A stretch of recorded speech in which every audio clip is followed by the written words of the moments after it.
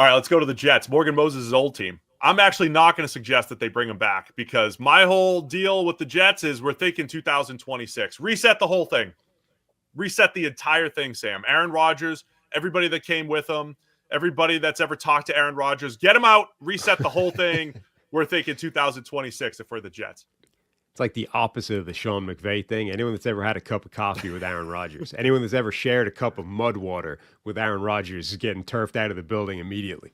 Mud water. Just lost that future sponsorship. I didn't say it was a bad thing. I'm just saying that's definitely what Rodgers drinks. Yeah, I mean, my biggest thing is move on. As an independent thinker, Rodgers has definitely come to the conclusion through his own research that mud water, that mushroom drinks are the things to be consuming instead of coffee. 100% guarantee that man has a shelf, all that's there in the New York apartment, wherever he was living, right? You open the shelves. Liquid mushrooms. Yeah, exactly. Mushroom drinks, start to finish. I have not moved on from coffee yet, so we're going to... beautiful. Any coffee sponsors out there that want to be the official coffee of Check the Mic, please feel free to reach out. So I'm in reset the whole thing mode here, Sam. And I don't remember if I said this in my interview. Maybe I should have been more clear. We're thinking 2026 if we're the Jets, but we got to lock up the nucleus. I mean, before we do anything else, Sauce Gardner, Garrett Wilson, a couple first rounders from a couple of years ago, right? A great draft. I want Garrett Wilson to know he's a Jet for life for the foreseeable future. I want Sauce Gardner to know the same, even though he's coming off a down year. I want to lock up the nucleus and move on from the old guys. How are you going to convince Garrett Wilson to stay in the building? I mean, man doesn't seem to be happy there at the moment. He'll be fine. Just Aaron Glenn, leader of men. He'll take care of him. And are you going to stop Sauce playing golf? Yes. The man's no longer allowed to pick up a golf club. His wit without splits. Wit golf without golf. It's like night and day. Without golf, like, he is first team All-Pro. Wit golf, he's jag, just another corner. Like, I think teams fairly routinely put things in contracts like, you can't be riding ATVs around out there in case you break your spine and, your value to us as an asset is gone. You're going to have the golf thing written into Sauce's contract. That's right. No golf for Sauce. Got it. Beyond that, I mean, I think they're a ways away, right? You have both tackles, Tyler Smith and Morgan Moses, hitting free agency. Of course, they future-proof the left tackle position with Olu Fashanu, so he steps in at left tackle. So One starting tackle spot, we'll say. One of your tight ends in Tyler Conklin, free agent. And 3/5 of the secondary. DJ Reed, slot, Isaiah Oliver, Chuck Clark, all free agents. Reed, the biggest one, as a starting corner. So they need help at safety. They need a starting corner or two, if you include nickel. Defensive line depth, as always, and a starting tackle, just as a starting point. And then, oh, by the way, who's the quarterback of the future for the Jets? We have to make a decision on that, picking at 7 overall, where you don't really have, one of those first-round choices unless you're going to make a move to go up. But I'm not doing that because I'm looking to 2026, as I already said. So that's the thing. Like, to me, I mean, the most pressing question is obviously, like, who the hell is the quarterback? Because you're picking at a level where I don't think many people are expecting either of the top two quarterbacks to be available there, right? So whereas the Giants might be able to play the game of saying one of them will be there at 3, the Jets can't play that game, or they can, but they have to play that assuming that you're not getting one at that point. Hey, if we get one, great. If we don't, we're willing to do what the Raiders did and like roll into a season with, Tyrod Taylor, a quarterback. Yeah, I mean, somebody in the chat a while back asked, like, what's our definition of a bridge quarterback? I would define it as, a guy that you don't think is your long-term future, but the phrase we always use, top 32 starter in the NFL, right? Gardner Minshew is, over the last couple of years, I think he's around 32, right? Top 32 starter. Jameis Winston, top 32 starter. I think Marcus Mariota, when he was a bridge quarterback, was probably in that discussion. Coming into the season, Sam Darnold was probably fringe, top 32, and he turned out to be really good. But it's a guy that doesn't make it look like you're tanking, right? He's going to give you reasonable performance. And if you put a great supporting cast around the bridge quarterback, you might have a Case Keenum year. You might have a Sam Darnold year, right, where these guys make runs and win a lot of games. But I think that's what that guy is. But it's just you can't put a guy that is just awful out there in like legitimately tank. You can't really do that, right? You can't take Nathan Peterman and say you're our 17 game starter because Arch Manning is our pick next year. We have to get Arch Manning. Like nobody can really do that. So you need a guy who's a reasonable starter, and a guy like Tyrod Taylor can do that for you. And I think the Jets are probably in that bridge world, while also, by the way, I would dive into the second wave of draft quarterbacks. Yeah. I would take a shot on any of those guys, pick 42 wherever in the second round and take a shot and get somebody in the building with an eye toward next year as well.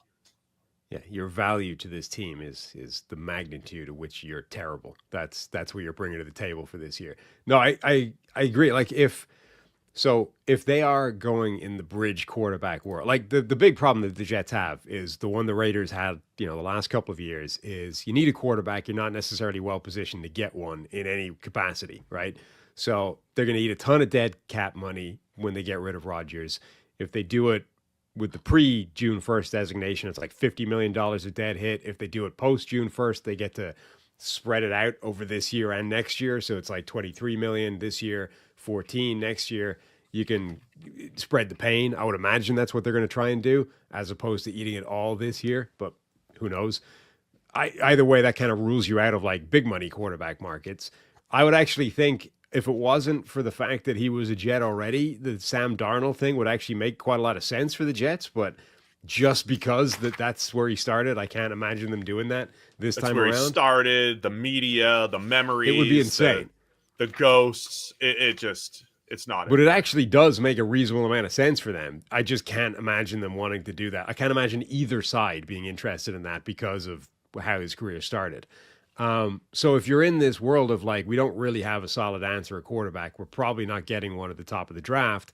We don't want to, unlike the Giants, who might be able to package something palatable to go from 3 to 2 or 3 to 1. You got to go further. You got to put together the kind of package that the Panthers put together, right? To jump from 9 to 1, which is a lot more painful. So you're in the bridge quarterback world. And if you're in the bridge quarterback world, I don't think you're looking outside of Tyrod Taylor. Like there's just as good a chance that Tyrod can steer the ship for a year and not be a catastrophe as there is Kirk Cousins or Justin Fields or Russell Wilson or Jameis can do that. So keep with the guy that's in the building and let him do it. Yeah, at least as a starting point, like you pair him with Tyler Shugg, Jackson Dart, Dylan Gabriel. You pair him with one of those guys and let them compete and see. And it's not going to feel. Look, it's not going to feel great for a year. But what did the Jets do a couple of years ago? They went and made this move, and it wasn't just to go get Aaron Rodgers. It was to get Aaron Rodgers and his offensive coordinator and his wide receiver 2 and his wide receiver 1. Right, we got all those guys. Right. So we have to undo a lot, right? We're not just undoing a quarterback situation. We're undoing everything that he came with. And I'm not talking about the culture stuff, but it's probably a part of it. You're undoing a lot here because of all the moves that were made the last couple of years.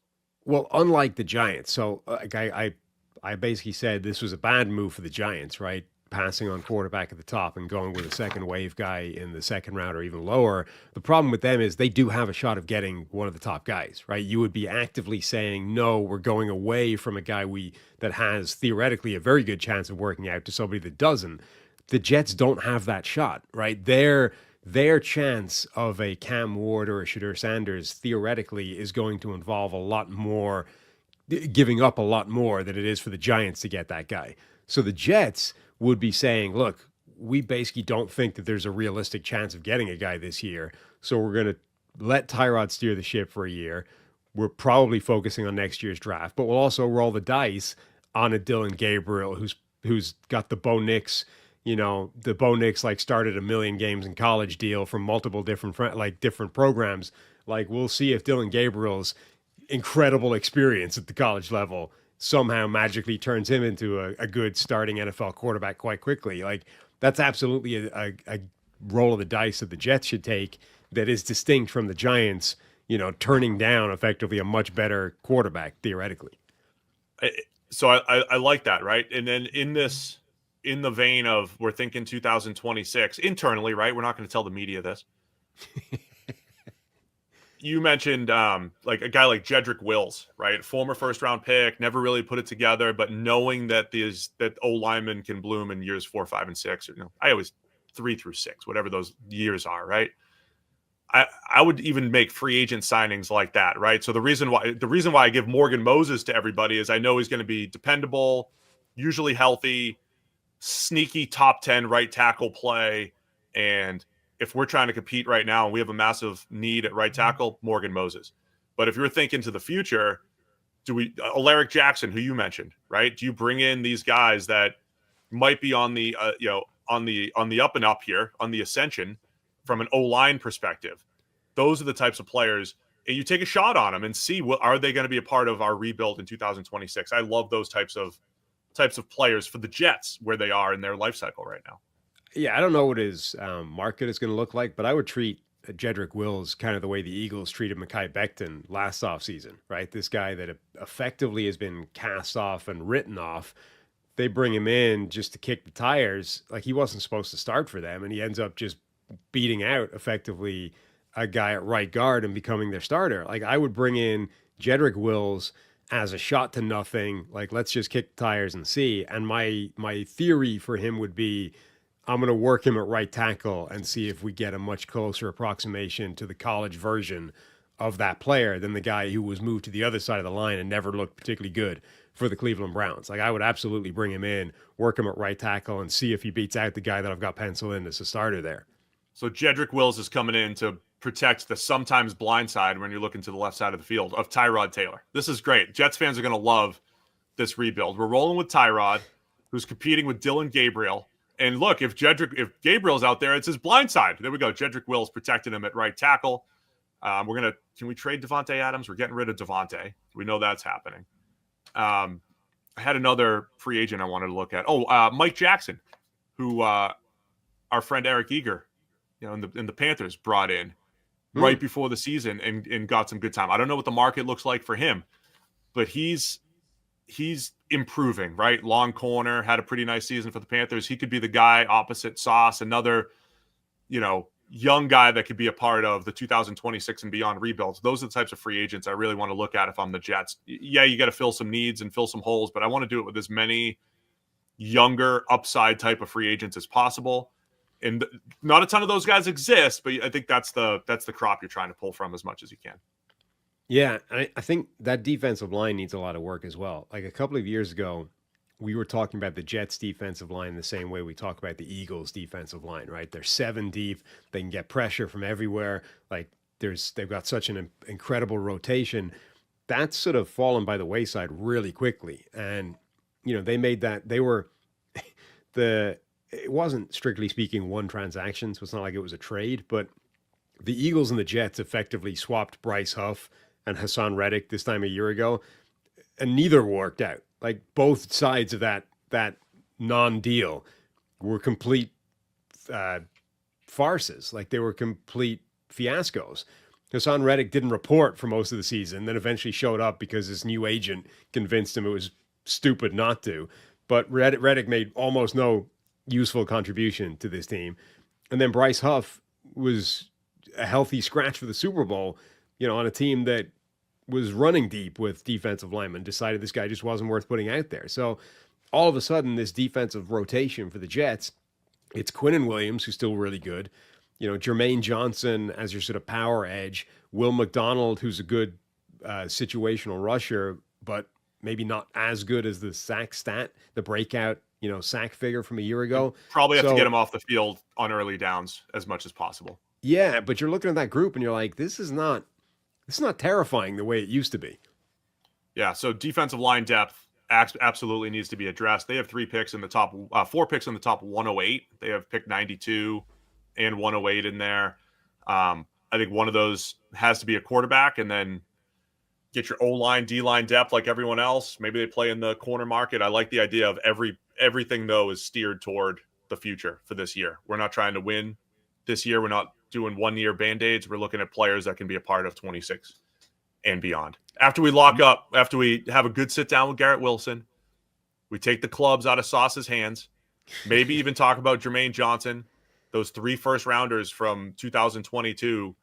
it was a really good draft, man. Those are 3 good picks. Johnson was hurt last year, but he was on his way up, coming off of 23. I think they get those guys locked up for the future and start building. A low second tier, again, middle class of free agent I would be interested in bringing in, who ticks your box of like for the future as well, also helps repair that defensive line. Malcolm Kuntz, like bring that guy in to platoon with Will McDonald as your pass rushing side. I may have suggested him for our next team. Have we fixed the Jets? Maybe not for 25, but for the future. I mean, we're getting there. We're on our way. Jets, we're on our way. What was my slogan a couple years ago? We're going to get better. Still applies. We're going to get better. Slogan. Going to get better. Thanks for watching all the way to the end of our video. For more great content, click here to subscribe and here to watch another video. We'll see you again soon.